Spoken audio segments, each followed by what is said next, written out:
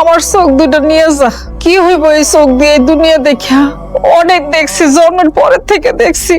আমি তোর বাপে সারা দুনিয়া দেখমু, আর তুই সন্তান হয়ে এরকম চুপচাপ বসে থাকবি? তুই আমার চোখ দুইটা নে বাজান। আম্মা, মা, তুমি এইভাবে কথা বললে আমি কার সাথে বসে কথা বলবো বলো তো? তুমি একটু চুপ করে তোমরা দুজন আমার কাছে একটু বসে থাকো, আমি না তোমাদের সাথে বসে একটু কথা বলি। কত বড় সাহস! তুমি আমার ঘর থেকে ভাত আনছো কেন? দাও, ভাত দাও। তোমার ভাই সকাল থেকে না খায় আছে, তাই কটা ভাত নিছি। তোমাকে লেগে রান্না তুইছি আর রান্না তুই কত করে গিলবা, তাই না? আমার ঘরে তো কোনো খাওন নাই, এ করে ভাত যদি তুমি নিয়ে যাও তাহলে সে কি খাইবো? জামাইয়ের জন্য যদি এতই দর থাকে, যাও কামাই করে আইনা তারপর জামাইরে রান্না খাও। ভাই দেখো না, তোমার বউ হাতের থেকে প্লেটটা নিয়ে গেছে। তোমার ভাই সকাল থেকে কিছু খায় নাই। আপনার জামাই যে কিছু খায় নাই এটা যেমন সত্য, আর আপনাদেরকে যে পারিবারিক ভাবে আলাদা করে দেওয়া হয়েছে সেটাও কিন্তু সত্য। খাওন দাওয়ানোর দায়িত্ব আপনারা নিজেরাই নেন। আপনারা কেন আমার পরিবার থেকে খাওয়া দাওয়া নেয়ার আশা করতেছেন? আমাকে ঘরে কোনো খাওন নাই, আপনার ভাই অন্ধ। দেখতাছি তো অন্ধ, চোখে দেয় না কানা। যদি আয় রোজগার করতে না পারে তাহলে রাস্তার পাশে যা ভিক্ষা করেন। অভিক, কথাবার্তা ঠিক করে বলো, আমি কিন্তু এখনো এখানে বসা। এত গলা উঁচু করে কথা কইতেছেন কেন? গলা নামায় কথা কন। কোন অন্ধ মানুষের এত দেমাগ থাকা ঠিক না। আমার কি এই বাড়িতে অধিকার নাই? আমার সম্পত্তি নাই? আমার ভাগের সম্পত্তি তো আছে। অন্ধ হয়েছি বলেই কি সব অধিকার শেষ হয়ে গেছে? শেষ হয়ে গেছে। যদি খাওন দাওনের ইচ্ছা থাকে তাহলে একটা কাম করেন, খাওন ভিক্ষা চান। কি কইলি? ভাইজান, তোমার এত বড় সাহস, তুমি আমার জামাইরে তুই তুকারি করতাছো?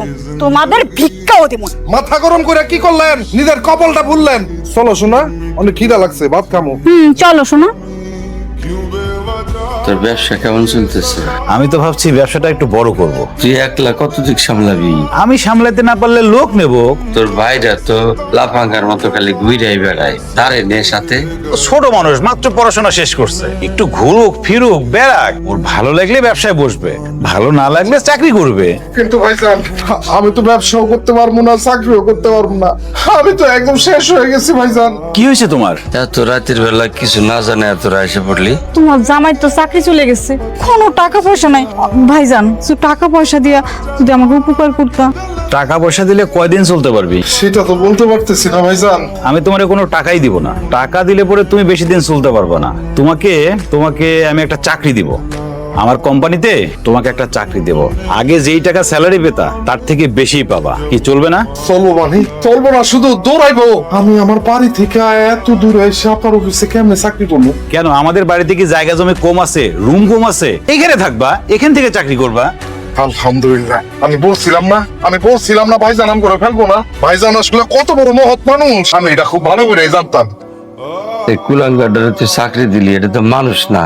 বাবা কি বলো এসব? ও আমার ছোট বোন, ওদেরকে এক বিপদের সময় আমি রাস্তায় ফেলে দিতে পারি? থাকুক না এখানে। আল্লাহ তোর ভালো করুক। তুমি শুধু আমার দোয়া করো, তাহলেই সবকিছু ঠিকঠাক থাকবে।